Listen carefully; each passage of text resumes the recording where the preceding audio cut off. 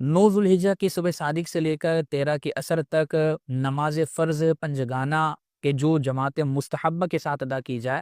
جماعت مستحبہ سے مراد یہ ہے کہ مساجد میں جہاں مقررہ وقت پر مقررہ امام نماز پڑھائے تو یہ جماعت مستحبہ ہے. تو نماز فرض پنجگانہ کے بعد سلام پھیرنے کے فوراً بعد ایک مرتبہ تکبیر تشریق پڑھنا بلند آواز سے، ایک مرتبہ تکبیر تشریق پڑھنا یہ واجب ہوتا ہے، اور 3 مرتبہ پڑھنا یہ سنت کریمہ ہوتا ہے.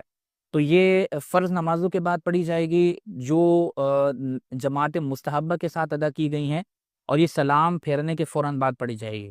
یہ عورت پر نہیں ہے.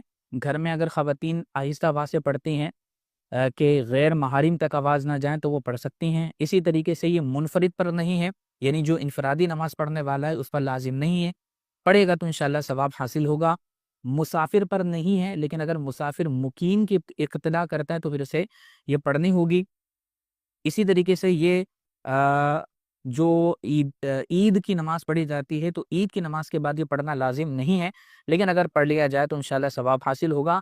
جمعے کی نماز کے بعد یہ تکبیرات پڑھی جائیں گی.